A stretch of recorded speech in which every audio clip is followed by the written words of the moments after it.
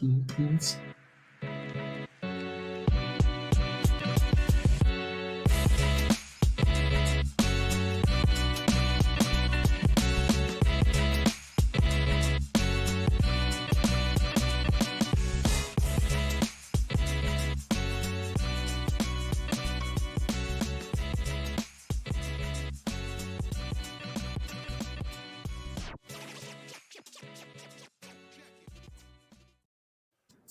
And we are live. Welcome back to Thursday, everyone. Today is August 21st, and this is Thursday. My name is Alex Volkov. I'm an AI evangelist with weights and biases from Cohere, from CoreWeave.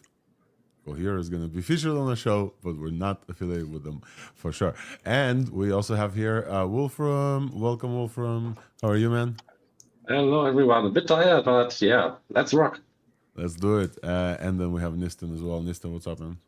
Hey guys, yeah, it's gonna be another interesting day. We just give it another hour or two. We'll get more releases. It feels like they're gonna continue to drop as well. And we have Yam. Let's see if we can, if you're coming through loud and clear. Yeah, feel the AGI. Feel the I think I have a feeling we're gonna get something today. Absolutely. We already got something, so we already have breaking news, and we'll probably have LDJ as well. I am back in my home studio, back from travels that feel like so long ago, and was I back already? I don't remember. Anyway, we're here to discuss this week's news, and as often happens, yesterday it seemed like it's gonna be a fairly chill week to cover. Some other labs had different plans for us, so we already have like 2 breaking news pretty much. I think we're gonna get started with DeepSeek, the update that people have been waiting for. We also have Cohere releasing a new reasoning model, also in open source as well, beats GPT OSS, and we're gonna mention our friends Qwen releasing editing models and going back and forth. There's gonna be a very interesting show today, probably a more compact show. I'm gonna have to drop a little bit earlier, but folks, if there's gonna be a good debate, I'm gonna stop this, and so we'll do the regular 2 hours. With that, I think we'll do a quick round of what was the most interesting thing to you this week, and then we'll move on to TLDR, and then we will start with the show with open source. I was sick the whole week, so I wasn't even like looking at X, and I think I chose a good week to be sick in because at least in the beginning there was not a lot of news in the beginning of the show, beginning of the week. Nistan, how about you? For me, it was strange. A lot of people have started using the smaller models with either open code or Crush, and I was surprised that they would, and a bunch of updates came that allowed them to use them. And normally I'm the first to report on these things, but quite a few people are actually using the 30B coder now as their laptop's internal thing, and they actually like it. So this is one of the more interesting things I noticed, because up until now it was either very enthusiastic people or you make it for some type of tool. But I'm hearing from a few very somewhat random people, which I did not expect, and they actually like using them now. So I think this is a bit of a shifting moment where these tools become something else. Interesting. Yeah, people are vibe coding with their local models and actually using it for work too, and that was not usually the case. Like, we would try stuff out. So this was the most interesting thing for me. Wolfram, how about you? 2 things actually. So when the image editing model from Qwen came out, that was very exciting for me because I have immediate use cases for this. And when the DeepSeek V3.1 was this appeared on Hugging Face, I immediately became excited, and there was no model card, and it was only the base model. So I was excited and hopeful that it came, and now it's fully there, model card and the instruct model as well. So that is my highlight of the week, and I'm looking forward to use this. 100% DeepSeek as well. Yam, how about you? I have connection issues, but definitely DeepSeek. Definitely DeepSeek. It's a big one. Absolutely. Yeah, I'm coming through. Even with the connection issues, it's clear the excitement about DeepSeek. All right, folks. Well, I think for me as well, the thing that I noticed very early, like a couple of days ago, DeepSeek has dropped a new model on Hugging Face. It was just a base model and no model card or no nothing. And people started speculating. People were like, what? You know, started getting, as always, DeepSeek without an announcement. They used to do stuff like this. But hey, and then I prepared the show notes yesterday and I was like, okay, done, chill week. I will talk about DeepSeek's model with no model card, and I will tell people that, you know. And then tonight, like what, 8 hours ago, 7 hours ago, they dropped the full model card and instruct version of DeepSeek V3.1, which is a hybrid reasoning model that beats R1. So the whole R1 thing that, again, will remind folks, broke the whole internet. You know, the whole stock exchange dropped in Nvidia price and then came back up. Like all of that, they now released a hybrid model that's significantly better than that. So let's talk about it. I think let's not delay and dive right into our TLDR as much as it is. I think my TLDR will, let's run through it. And let's go.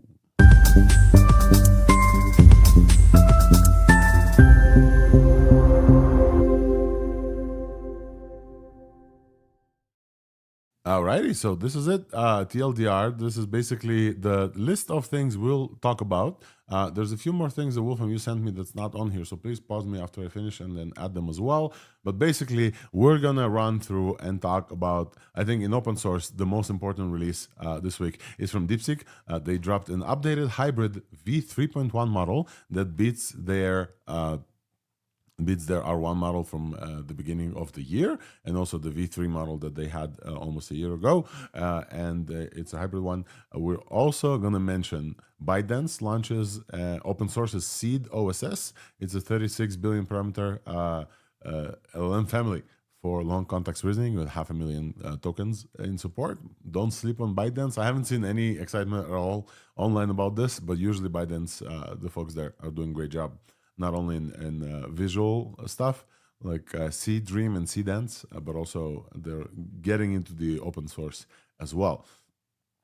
There's a paper from Z.AI and Tsinghua University called Compute RL.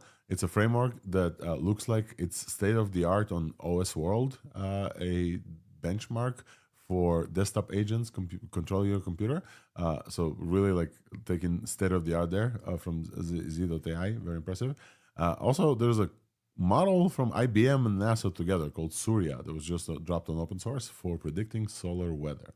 There's also Nvidia released a full release. I think Wolfram, you sent me this, right? Nvidia released a full open source release of their Nitron V2, I believe. 9B V2, yeah.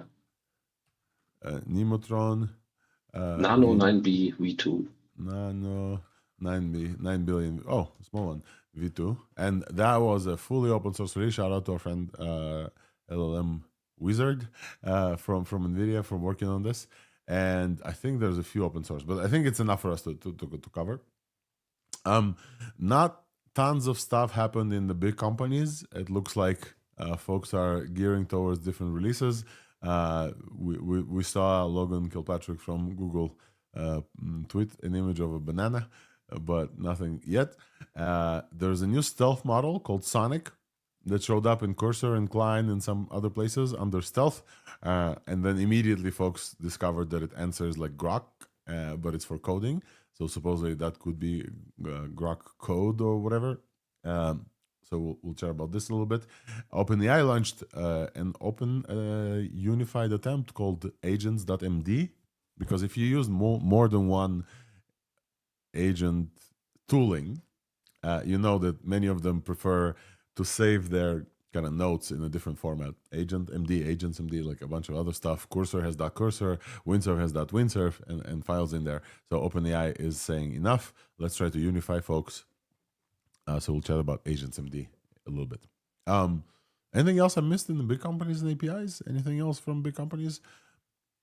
Oh, in open source, we also have breaking news. Cohere released Command. I'm going back to open source because it reminded me. Cohere released Command A reasoning. also today. It's a reasoning model that they open sourced also today. We'll also mention this as well. And I think most of the news, at least the beginning of the week, the first cycle of the week, belong to image diffusion models, because we had kind of an update, exciting update. I think it was out last week, but now it's picking up steam. Everybody's very excited about this new tested model called Nano Banana. And this model has been, it's enabling local editing, and it's like textual interface, and folks have been speculating where it's from. And I think folks are very excited to see Logan Kilpatrick post a banana on his feed. Potentially this is from them. And then also our folks, friends at Qwen, released Qwen Image Edit, which is a 20 billion image editing model on top of the Qwen image model that they had before. Also very, very good, gets pretty much first among the open models in image editing, which is very impressive. And shout out to folks from Qwen releasing this. And the best thing about this is that the capybara is back. So when they posted about this, the Qwen capybara, which they sunsetted as the mascot, is now back, and I was very happy to see this, and we'll show this on the thing. There was one more thing from Alibaba. I don't think this is from the Qwen team, but the Alibaba team released a Quark Med. It's a medical foundation model, and we tested it. I think it's a smaller Qwen. It was not actually that good. I checked the benchmarks, and the Qwen 235B base was actually still better in many of the benchmarks on it, but it did have a very, very good RAG system. And I tested that on their Chinese site, actually. And the RAG system for finding new things about diseases and stuff was excellent, but the model itself I was not that impressed with. So just a small update on that end. It's just the ai.quark, QUARK.cn. That's site. It doesn't need a login now, but sometimes it asks for a phone number, which I don't have. But yeah. We all need to get hooked up with Chinese phone numbers to be able to test their stuff. One last thing that I forgot to mention, and I saw this on my feed, friend of the pod, the built. Jesus Christ, I'm forgetting all the names today. Let me go find this. There was rumors that GPT got nerfed, and Puncher. Can you pronounce his name? Eric Provencher. Provencher. Yeah, Eric Provencher. The built repo prompt, and he was on the show here. Shout out, Eric. Apologies for mispronouncing your last name. He noticed that GPT-5 is getting nerfed. And by nerfed, he means a lot of context that you send to it on the web, not necessarily the APIs on the web, just gets truncated. And apparently, it was confirmed by OpenAI that this is a bug, and they're working on this. So if you had bad experiences with GPT, not like listening to your long prompts, but listening to the start of it and not necessarily the end, this could be the reason. So that's an update there. And I think that this is it, folks. I think let's dive directly into open source. We'll cover open source, and then if you guys find it interesting to continue going, we'll go. Let's do open source.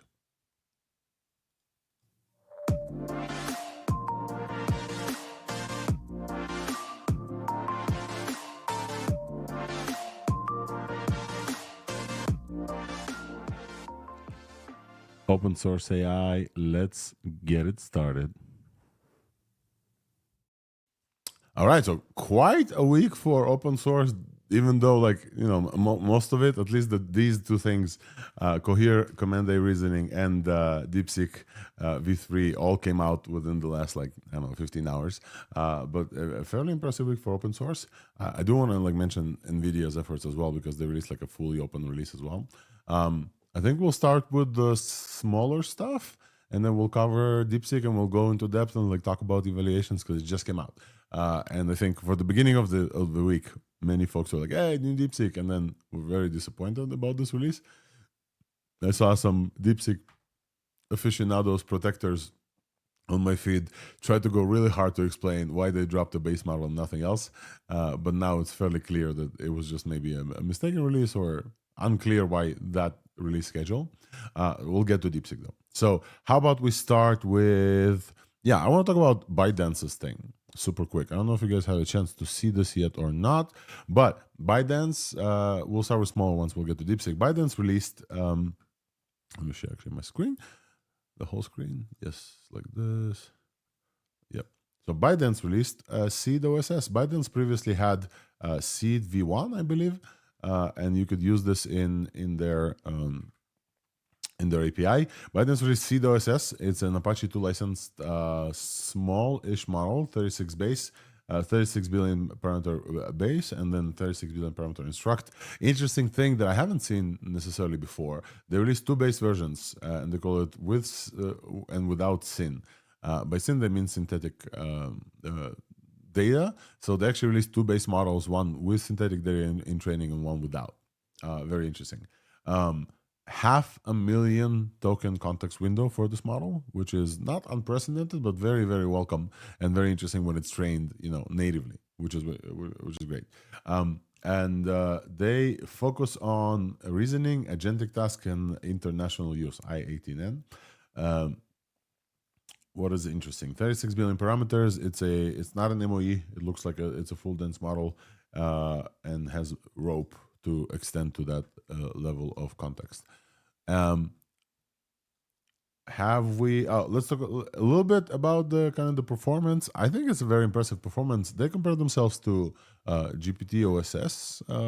Obviously they're bigger, right? GPT OSS 20B. This is 36B, but they're fairly significantly beating GPT OSS. Let me go find this project in open source in GitHub. They have a comparison chart here, and they compare themselves to kind of the Seed 1.6 base, which is the API model that they have. So this is Seed OSS, and they get 65 on MMLU Pro, which is, they compare themselves to. Oh, this is the base one. I'm looking at the benchmark too, and they only compare it to the 20B OSS. Yeah. But that one only has like 2B active parameters, and this is 36B dense. It's okay. I don't think it's that crazy, but again, I haven't tried it, so I'm just based on looking. Interesting jump on MMLU Pro for the Instruct version. They get 82 points, almost 83% of MMLU Pro on the Instruct version, and only like 60. It doubles also the GPQA one from the base. This is. I don't know what's going on here. It might be fine. It's not necessarily bad or anything.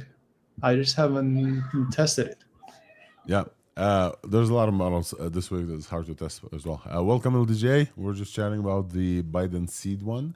They also released a couple of weeks ago, we barely chat about this, Seed Prover. They released like a specific version for lean versioning. Well, from any chatter that you saw about this model, anything interesting?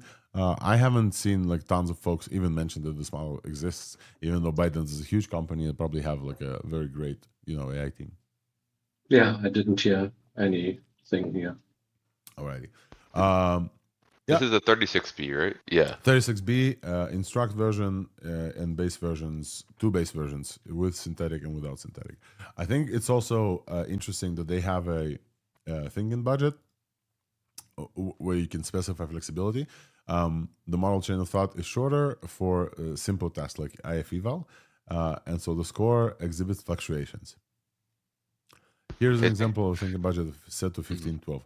So sorry, just one more second. It's very interesting. You can see their thinking tokens getting reflected, and the model is aware of how many more tokens it has. It literally prints out Seed COT budget reflect, and it says, I have used 129 tokens, and there are 383 tokens remaining for use. And then it talks. It's a very interesting way to solve the reasoning problem. It reflects on itself. Go ahead, LJ.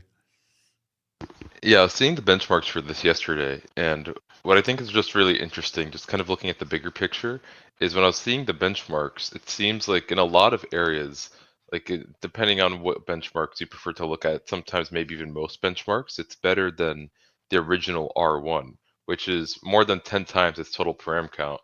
And I just think it's just really exciting and impressive how we're improving in efficiency so much here. Yeah, R1 did set kind of a like a benchmark suite that many are comparing themselves to, right? Even themselves, which we're going to talk about next. All right, so folks, this has been Seed from ByteDance. It's open source for you to try. They're looking at agentic capabilities, general capabilities, and it has trained, they say, only with 12 trillion tokens. Excellent performance in several popular open benchmarks. So shout out to ByteDance. We will not say no to another Apache 2 model, of course. But as always, this needs to be probably ran on somewhere. I haven't even seen this on LM Studio. I need to go and see if LM Studio even runs this. But 36B should be able to run on the Mac with ease. Oh, there's only AWQ. I don't think people have even made GGUFs. Yeah, I haven't seen nobody even knows about this. Yeah. So if this model blows up in like the next week because of something crazy that it does, you know where you heard about this first. But yes, 36 billion parameter Seed OSS from ByteDance with a 500,000 context window. I think this is like important to shout out. We're moving forward. We're moving forward to our next open source release that's not ByteDance yet. That's not DeepSeek yet. Let's chat about Cohere Command A. I think it's worth. I think our general rule is if it dropped an hour before the show, breaking news button apply. So let's do that. Let's add some breaking news. AI breaking news coming at you only on thursdai.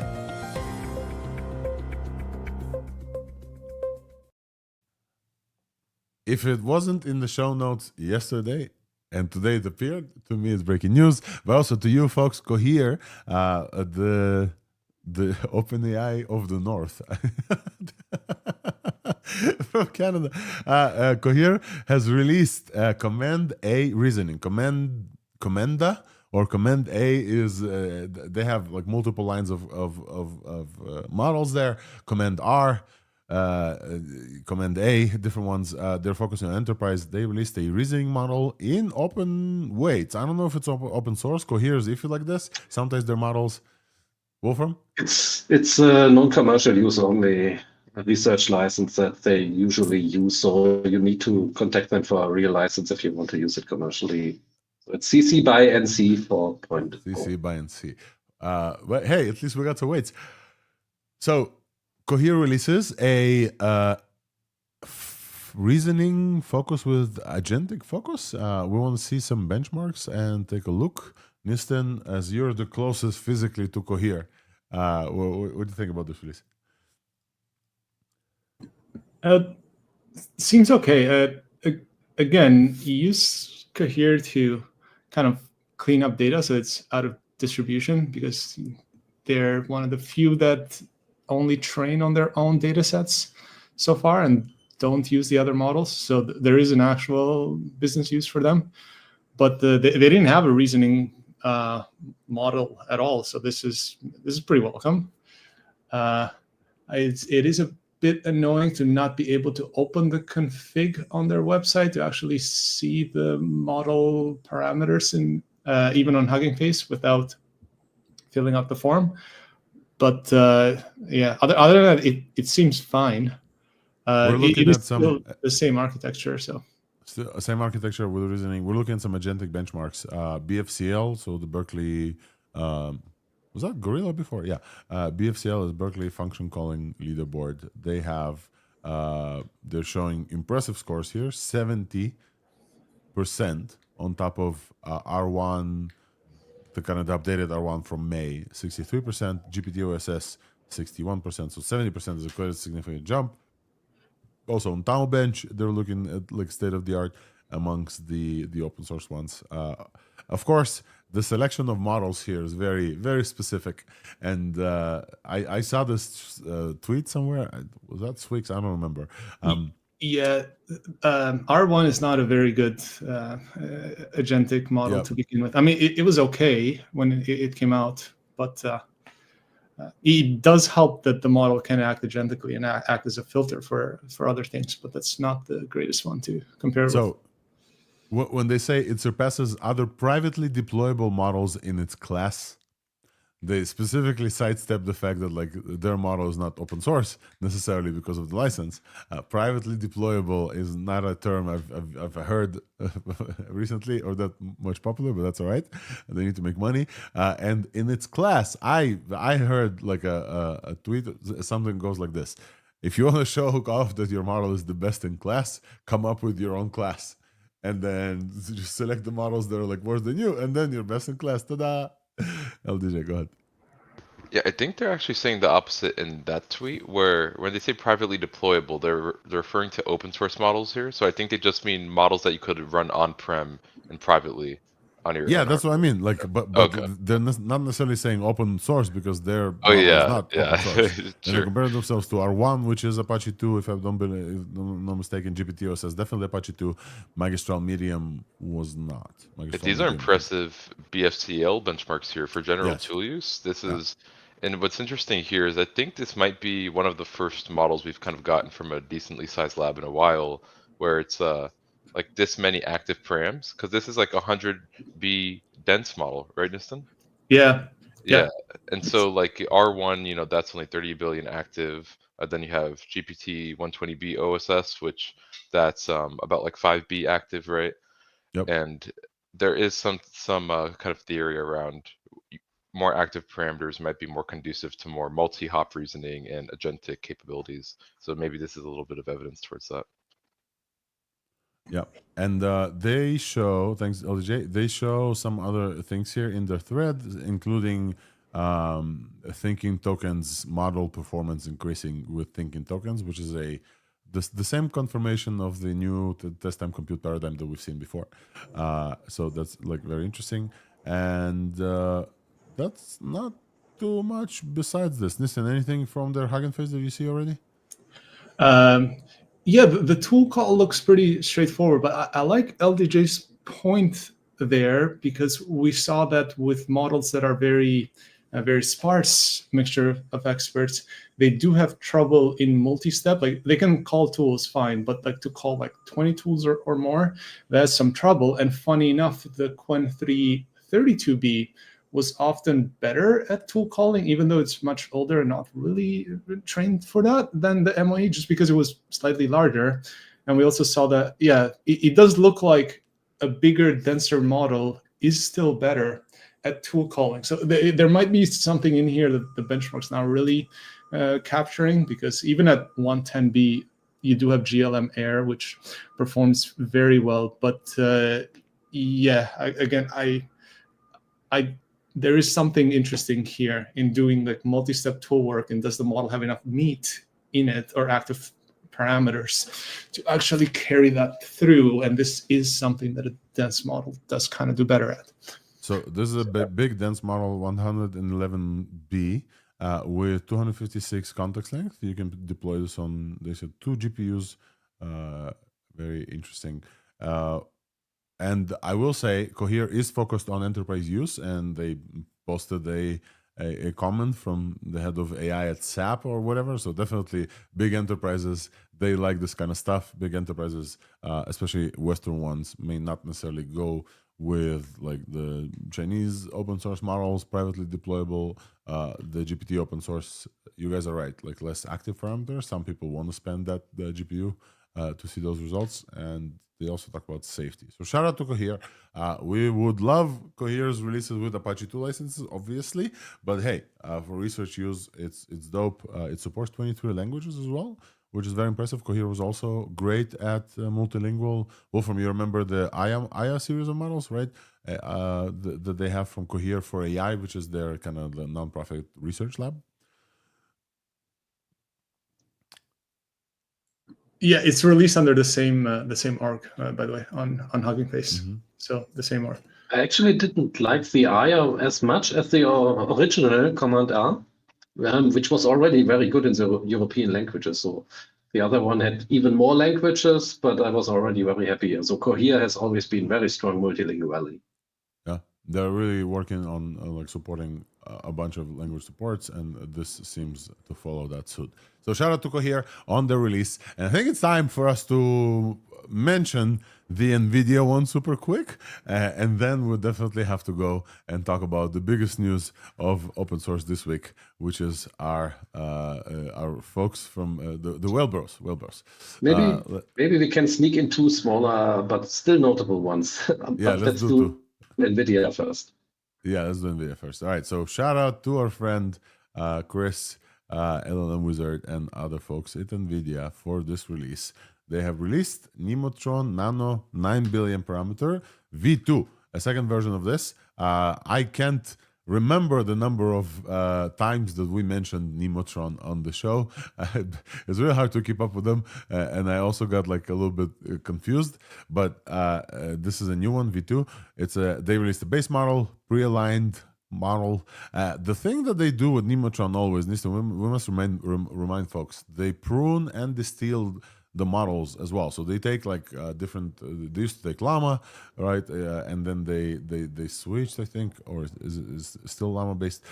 They prune and distill and make them very, very small with like a lot of performance. So it is a reasoning model and has a bunch of phases of RL, and they have this. The other thing is that this is a mixed architecture. So it's a mixed Mamba and transformer, right. And a lot of the rumors are that they, because Mamba type state space models had issues with like just being good.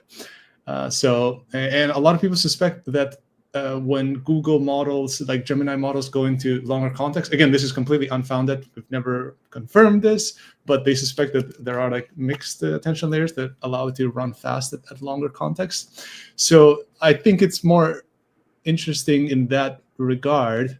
And if someone can please just show that it does run a lot faster at longer context, that would be huge, because that's one thing we don't test for today. Even when you hear inference providers from Cerebras and Grok, which we've had on the show, or stuff, it's one thing to show the speed for the first like 20,000 tokens. It's a whole other thing to show the speed after 128,000 tokens, because it's usually like a quarter or less. But if this can maintain that full output after 128,000 tokens, I think there's something huge here. Otherwise, the model itself, I never really found them that remarkable for commercial use. I mean, they were always good enough to let people use them. Hey, we have a comment from the guy, Chris from Nvidia LLM Wizard on X says, this time it's actually our own pre-train. Which is great. And it's great to have Chris comment on the show. Nistan, as you were talking about this on their blog, it said, finally, both these base models and align models were compressed so as to enable inference over context length of 128K tokens on a single Nvidia A10G GPU. So it does look like they squeezed the crap out of this model for longer context as well. So that's great. Yeah, folks, definitely. That new architecture really comes at play here. So that's what I think a lot more people should test. We don't test for that. Like we don't post the inference speeds for a certain GPU or provider after 128K, for example. So that's something we should start testing more too. And yeah. LDJ, I think you have your hand up. Yeah, there's something that they mentioned. I think it's maybe, I'm not sure if you're on the same blog I am, but I think towards the top they mention a 6x higher throughput. Yeah, yes, I saw that. Yeah, right there. Compared to Qwen 3 8 billion parameter, which is of course category. Which is not Mamba hybrid. That's just pure transformer. And the 6x higher throughput, I'm not sure. Like Nistan was saying, like there's some questions of, okay, well, which context length on average are they testing? Like what type of examples are they testing that at? But either way, if that's like high or low context examples, that's still really impressive. And maybe it's not even necessarily, it might not even necessarily be much higher tokens per second per user. But even if you could just have in a batch when you're doing mass inference, just 6 times higher throughput overall, it's still really important. We should also mention how amazing for open source folks these models are.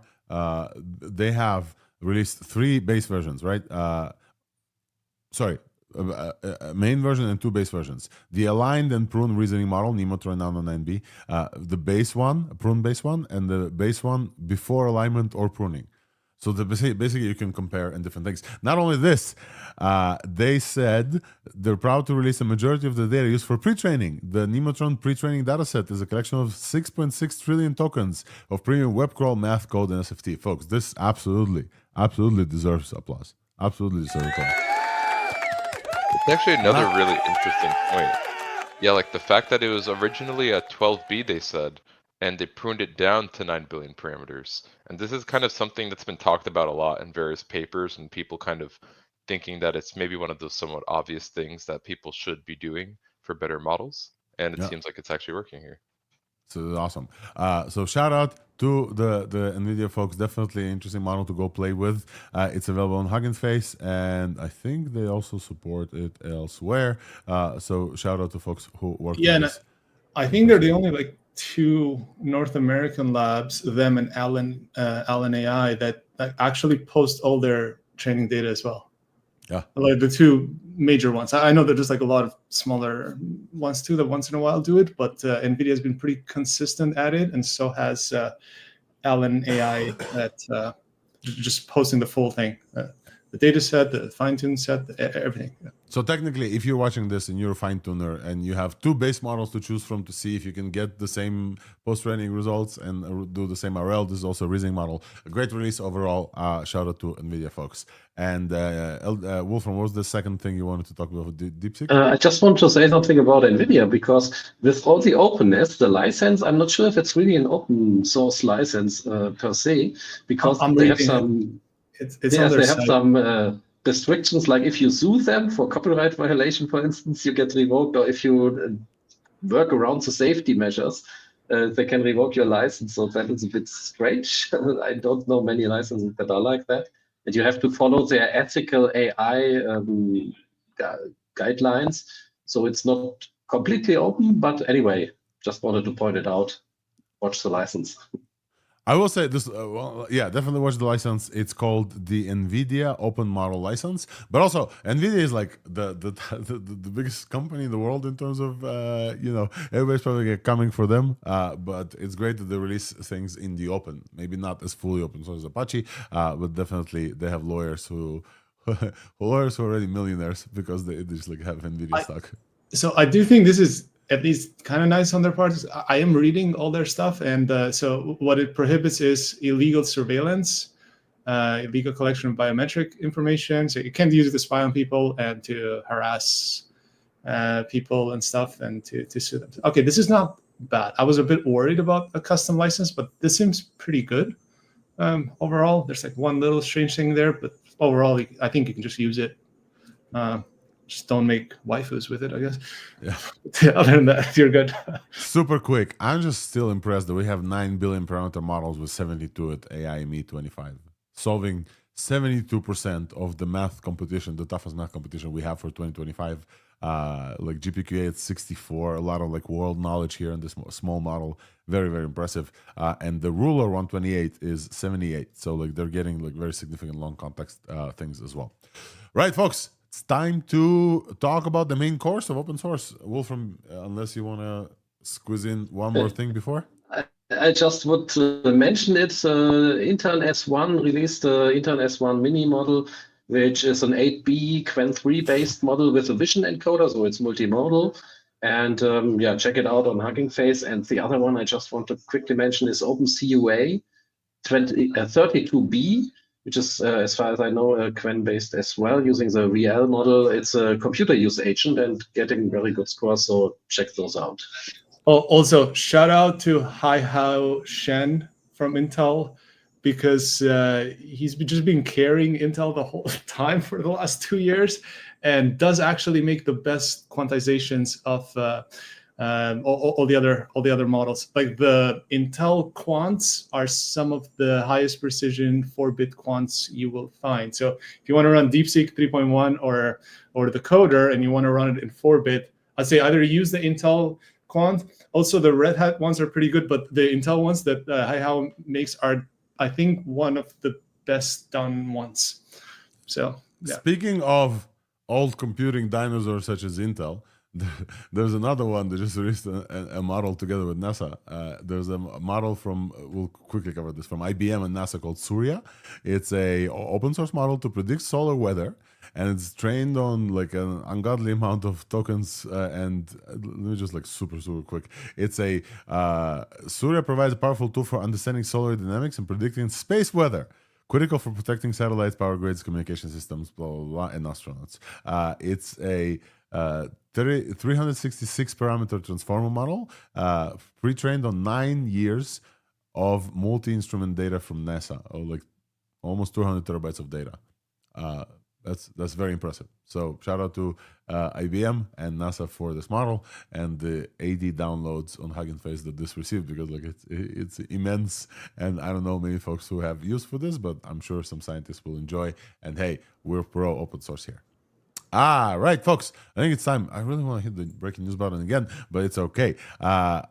This is the end of, and maybe the crown jewel of the open source releases this week, and we're all very, very excited to tell you that DeepSeek started this week very unimpressively releasing a base model with no model card that people's like, what is this? And then try to like figure this out. And then DeepSeek followed up today, or I guess tonight, with an actual release and model card and everything. So let's dive into this. We have an MIT licensed DeepSeek V3.1.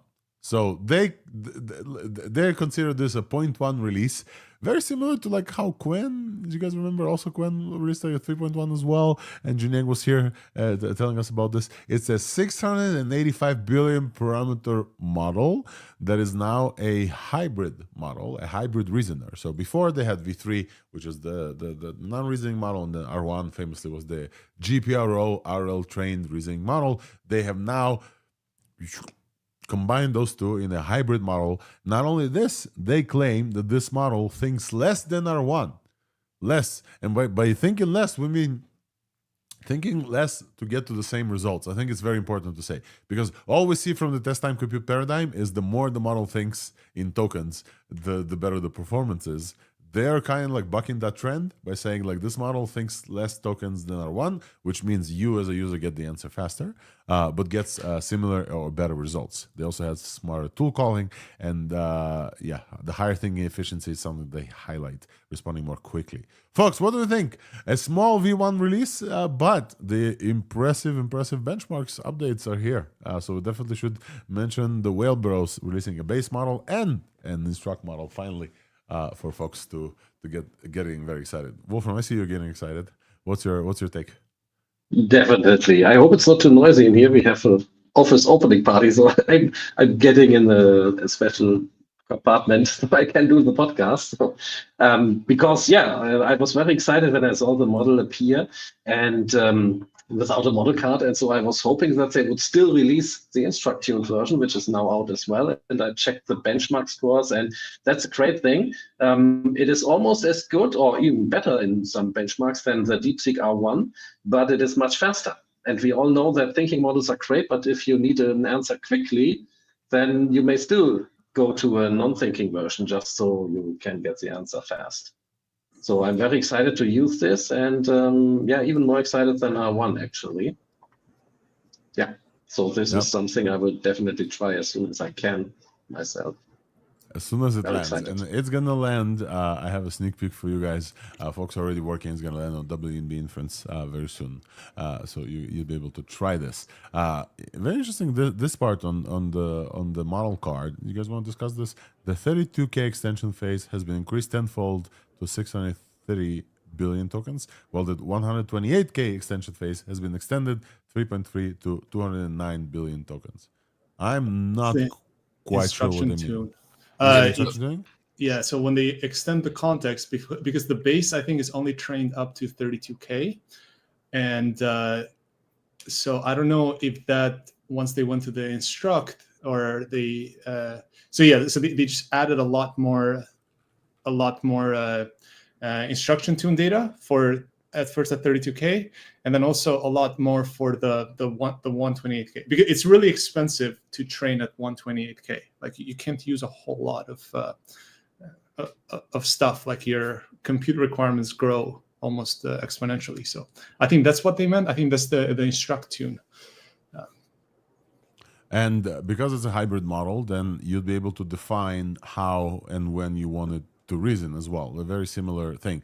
Are we seeing a convergence back to the hybrid model thing? We saw Qwen kind of sidestep away from this, but the GPT OSS models were hybrid as well. So what do we think? LDJ, I saw your hand up.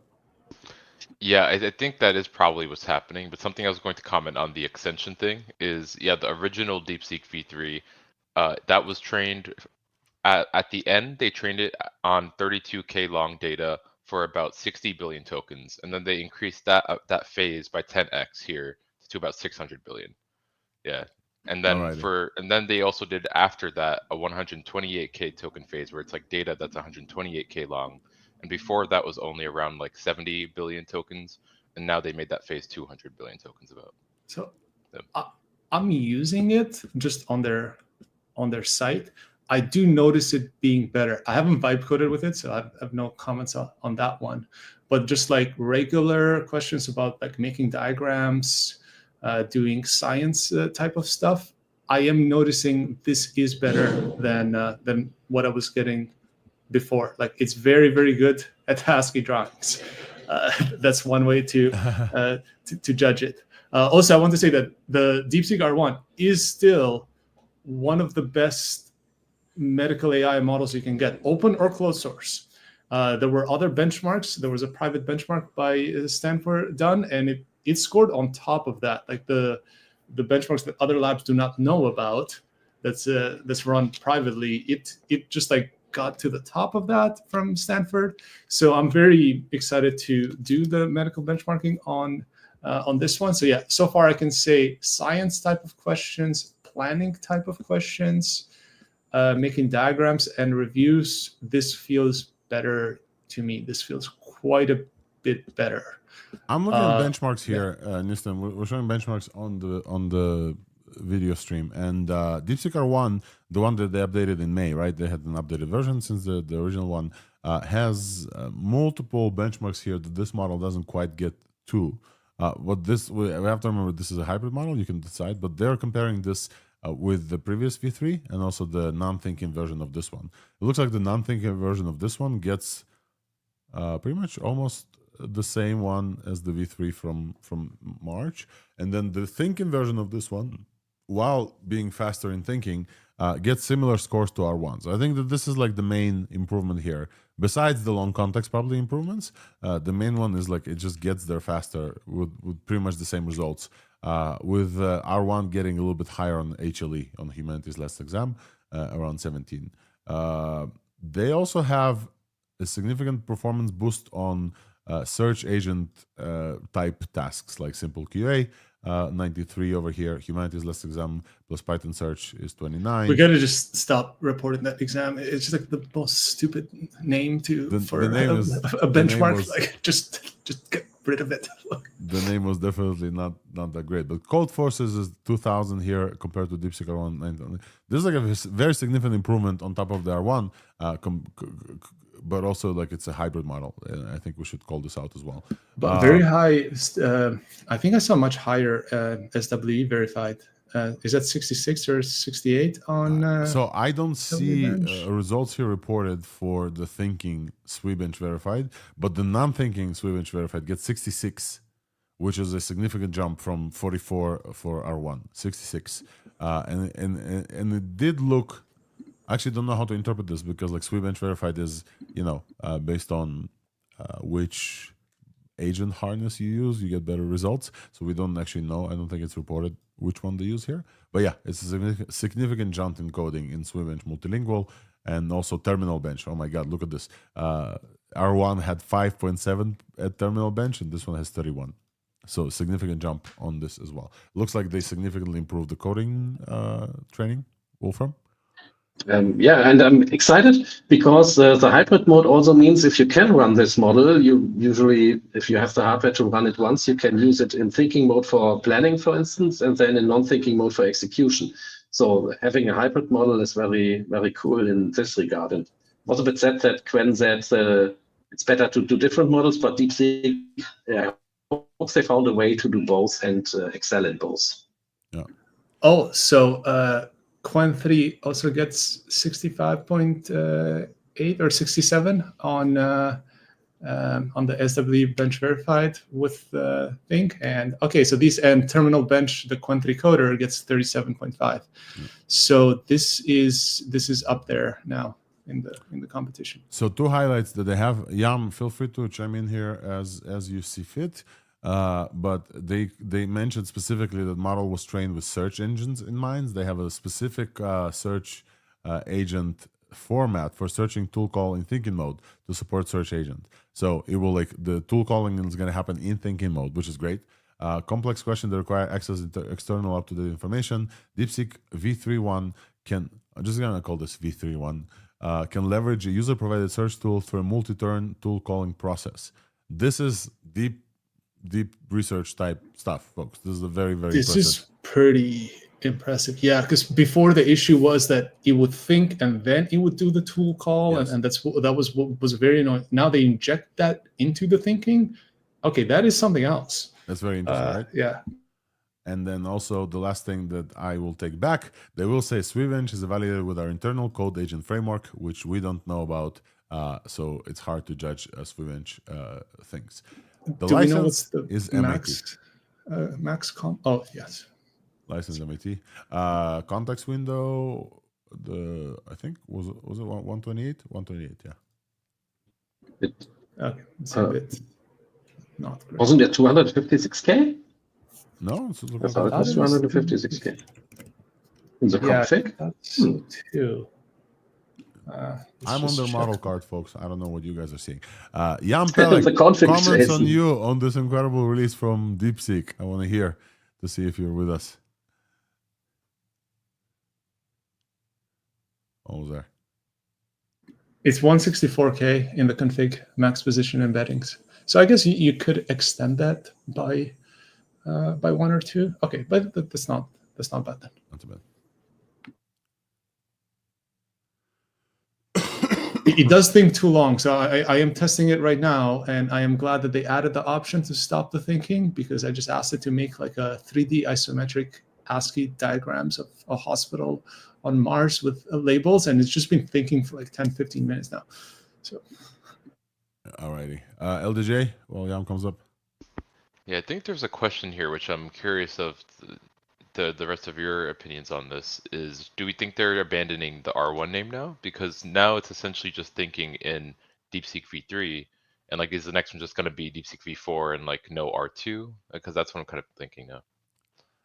Hard to say about well bros, but they're definitely look, this model came out like less than 17 hours ago.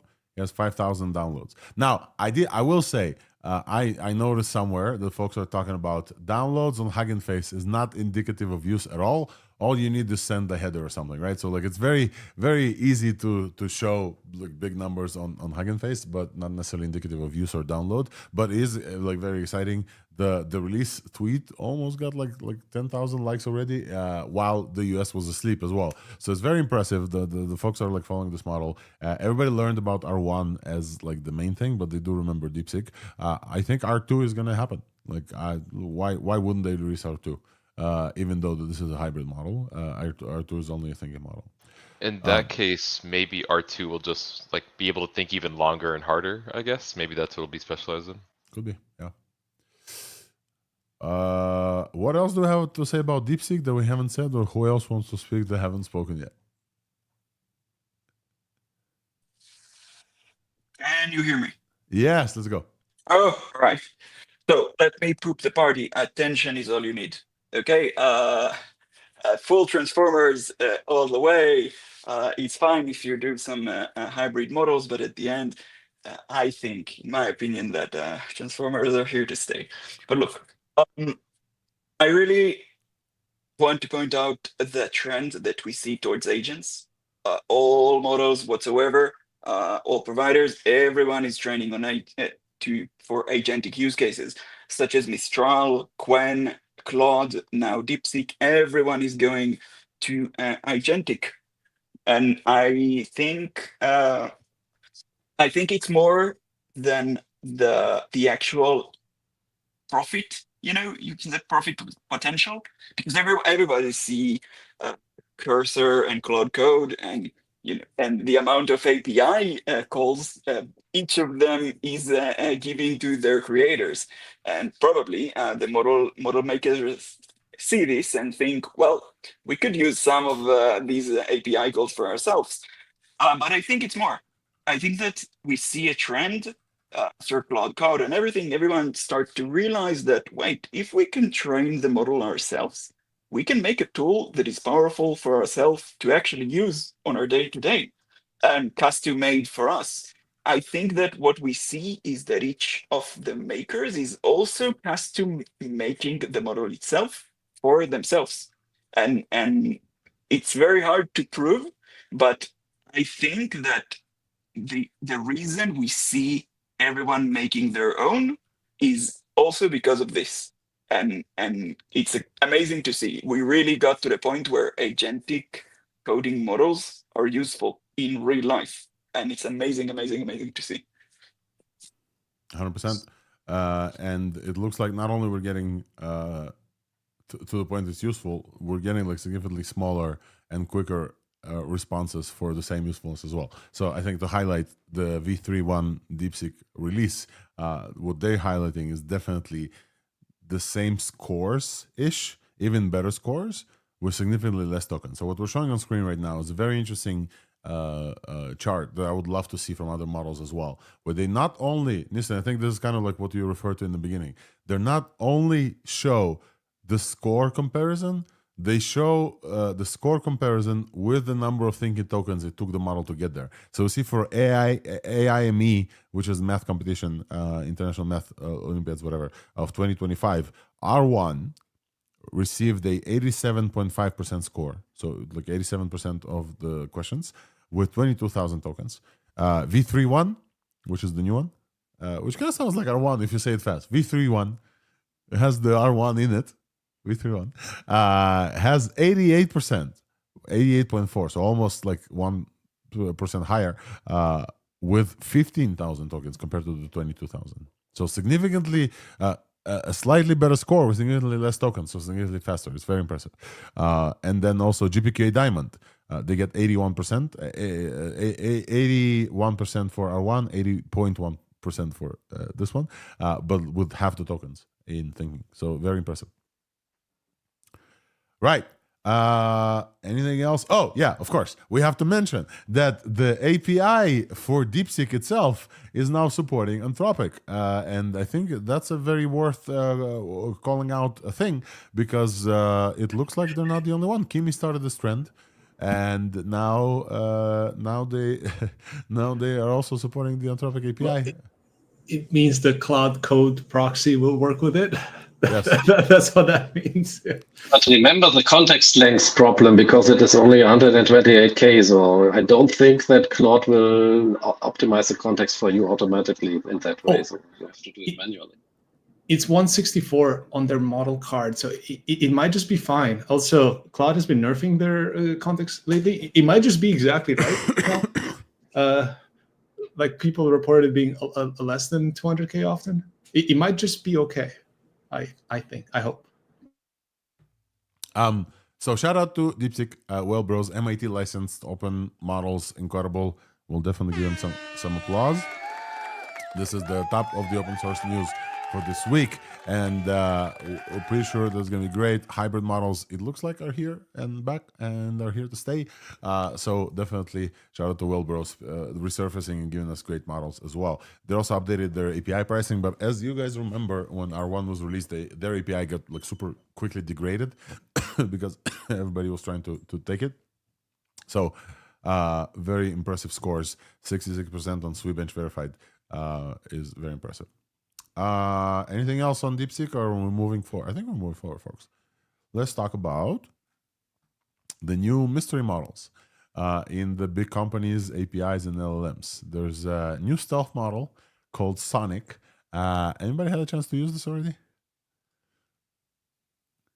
Not yet. Okay, so if you guys go to Cursor and you go here, there's a new mystery model called Sonic. It's a reasoning model, and the only thing that we can say is that it's like, under test. We don't know otherwise. But apparently, when you ask it in a very specific way, who it is, or what to call functions calling, it calls functions with like XAI/function/something. So pretty much Elon Musk hinted that XAI is gonna bring about some reason, like coding model specific. So it looks like Sonic is being tested. Folks report that it's very fast and fairly decent, but I haven't seen anything beyond this. Okay, so most likely Grok, Coder, something. Most likely. It looks like, okay. We don't deal with speculation, but when it's obvious like this, when you ask the model who you are, it's like, I can't say XAI. I can't say XAI. You can't hide it. There is a point where you just can't hide it at the end. Yeah. I mean, the model is finalized. You can ask it. You can just ask it, and it's finalized. It's going to be like a chat. It's going to tell you. So, yeah.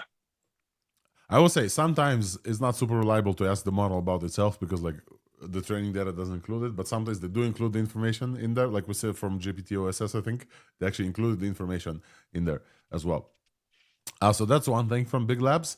Another thing I is, just used it and asked it, and it said XAI. So that happened to me right now. Yeah. So we pretty much know. And the other thing in big labs, I think we should mention that OpenAI launched this like Agents MD website. So let's chat about this super quick. I find this very helpful. Basically, why Agents MD? I want to show one specific comment from who I think it was Romain. Yeah, Romain Wet, and he posted about this getting released. And then he said, where's this? Give me a second. Yeah, okay.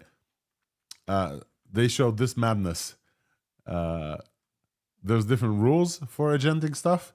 So you can see dot cursor, there's folder structure, cursor, rules, instructions, dot GitHub Copilot instructions, Kiro instructions, Windsurf rules instructions, dot instructions, dot prompt, dot rules, and agent cloud, etc.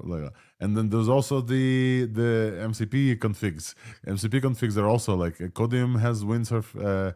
It's very interesting. The MCP config for Windsurf is under .codium, but the instructions are just .windsurf. .cursor has MCP JSON. VS Code has MCP JSON. Like, there's a lot of like files. And the more agentic tools you use, not that you should use more than one yourself, but hey, when you work in a team and sometimes your teammates want to use Qwen or whatever, and some use Windsurf. There's too many files, and it goes crazy. And then the folks at OpenAI decided to switch codecs to use agents.md, which is a unified format for all these like instructions things and setup commands and basically instructions for agents. It's now supports from codecs, AMP code. Shout out to Ryan Carson, our friend. AMP code supports this. Jules, the coding editor from Google, supports this. Cursor now supports this, and RuCode, and hopefully other folks will follow as well. Nissan, I want to hear from you on this topic. This is getting pretty annoying. I mean, I appreciate their effort and recognizing the problem, but they're also just adding one more config file, and I don't know what to do. Personally, I've set up an API middleware that just grabs all that crap and just injects it as a system prompt because there's just too many. So my solution is build one more agent. So it's not great. Yeah, this is a mess right now. I am just annoyed. I don't have a good solution, to be honest. I will say, Cursor supporting this, AMP supporting this, Codex supporting this, and Jules, hopefully the Gemini coder thing they release will support this as well. I think it's a good enough momentum to get started and a big enough problem. People do hate this happened. But yeah, I think it's like technical stuff. Very interesting that OpenAI is trying to give us some support, and they boast a number here: 20,000 open source projects already support AgentsMD, because multiple agents, because there is also AgentsMD was already used by some. They just chose one of the better used ones. So they did find So it's not like one more. They just like found one to coalesce it around. And specifically, very funny. .md is a top level domain as well, so you could say agent.md and get to the website as well. I think that's it from big companies, folks. I think that's it.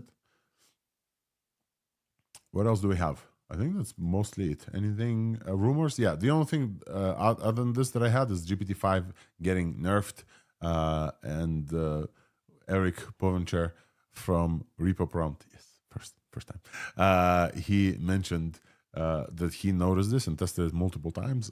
Obviously, Repo Prompt is the software where you can upload the whole repo, and it will create a very smart prompt with a lot of context for you.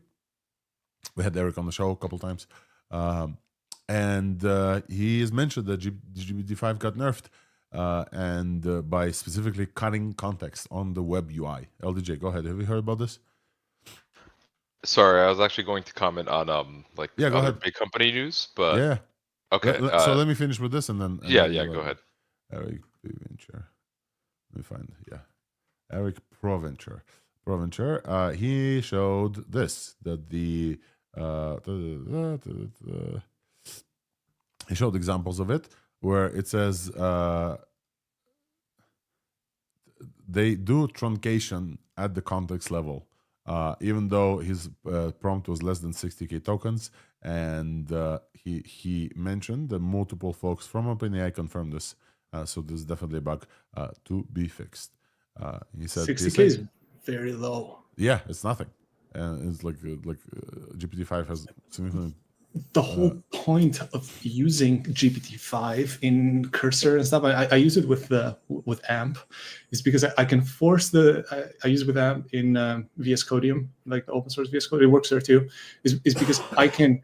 It's still the best model where you can dump in 300,000 tokens and get a very nice review that pays attention to your prompt. It's like, so when I ask for stuff that, hey, find me duplicates of the code and list every single file and make me instructions for every single file to like delete redundant code and stuff. GPT-5 is still with thinking is still the best one to do that. I mean, the whole point of it to use it at long context is the best one now. Okay, but, yeah. And so it's not great on the ChatGPT interface, but hopefully it was confirmed. And I also read some comment from an OpenAI engineer that said, we only nerf models when we have a good reason to do so, and we announce that reason. So he did confirm that the models are getting nerfed from GPT-5, but he mentioned that this is not the case here, so it looks like it's a bug. LDJ, what is the other big company news that we skipped? So I guess we don't know for sure if it's a big company or not, but have you heard of the Nano Banana news? Oh, we're gonna get there, 100%. Okay. And it does seem like some folks are, leaning into this being big company news. I think this is the next thing that we're gonna go into. Before this, I'll do a brief this week's buzz to tell you about some cool tool that you may use that was released from Weights and Biases.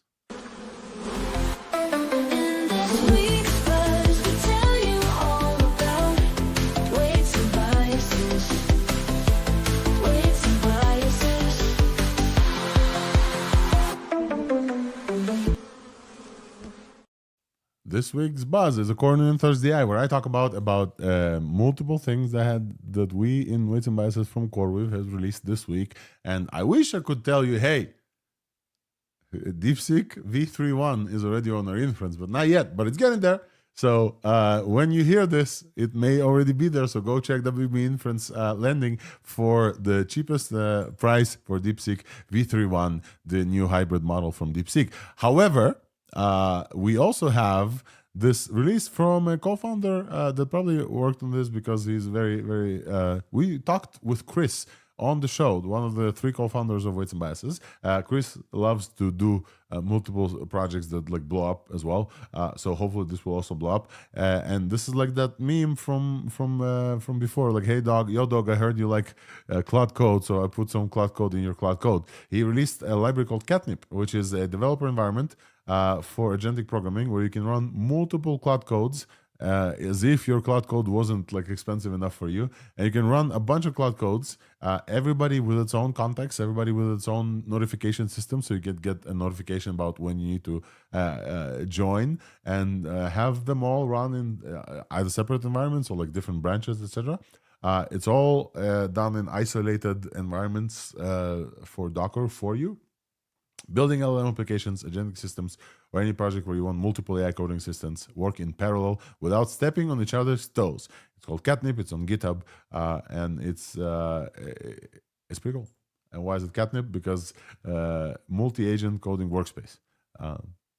If you want to run multiple cloud code sessions. So you guys are welcome to try this.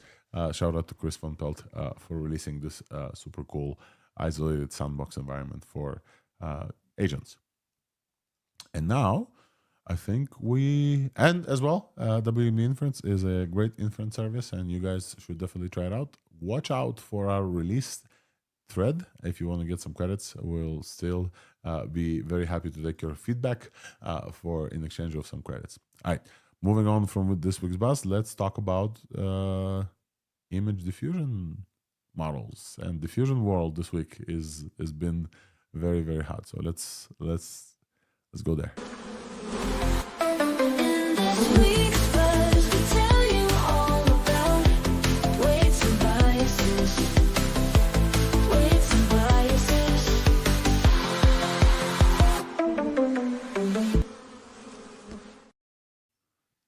All right, LDJ, you want to kick us off with the Nano Banana stuff?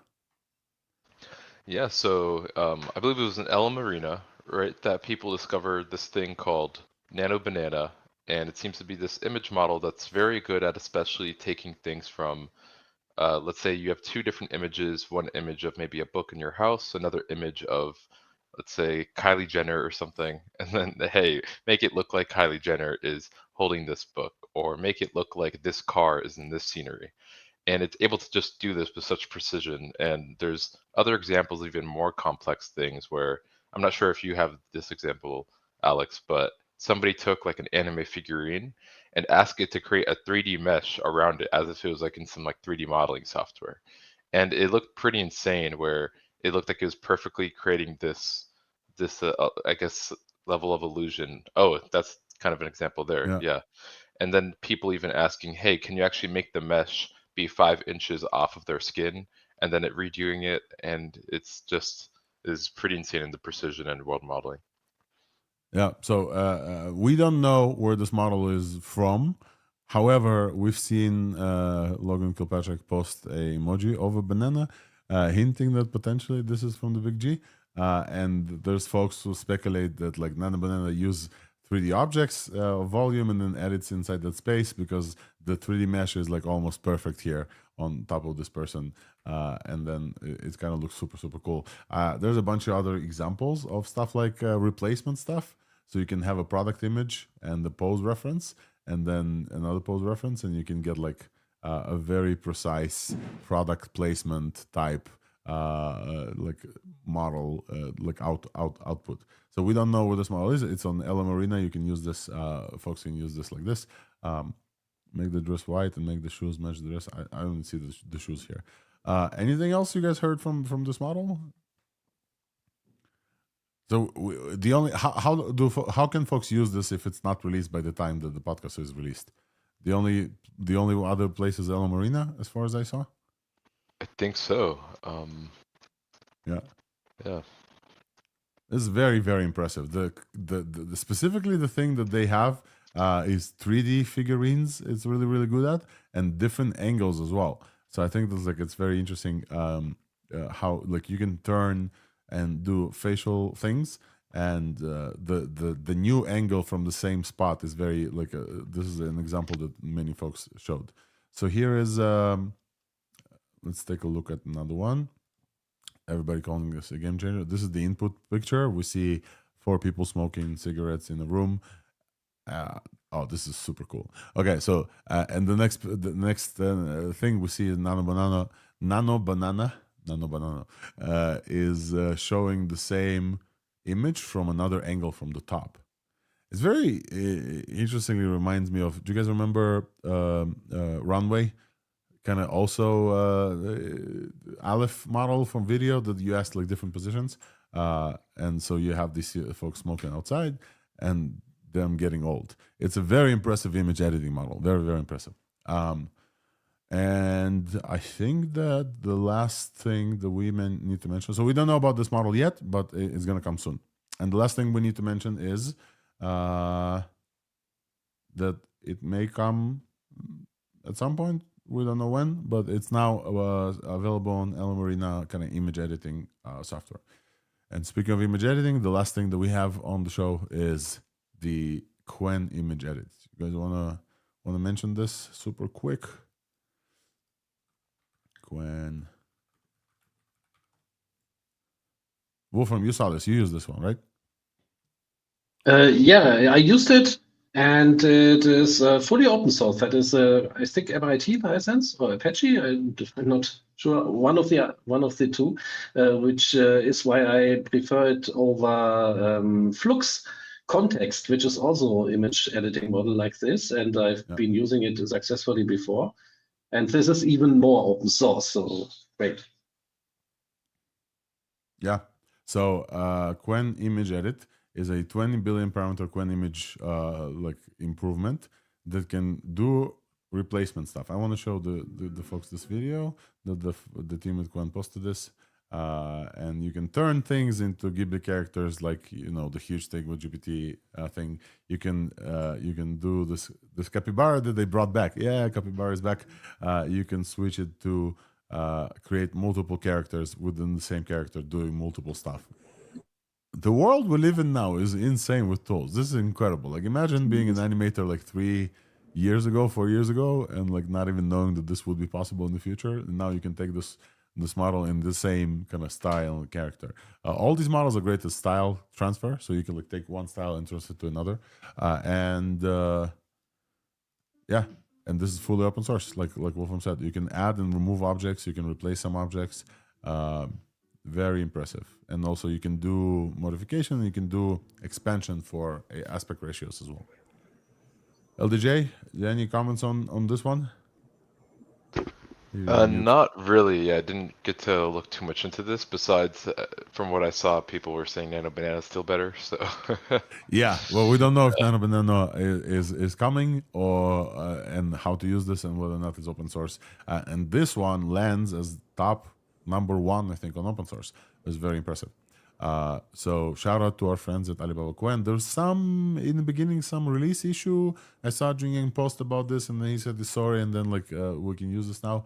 So shout out to them for working on this. And this is only 2 cents per image on different providers as well. Very, very impressive.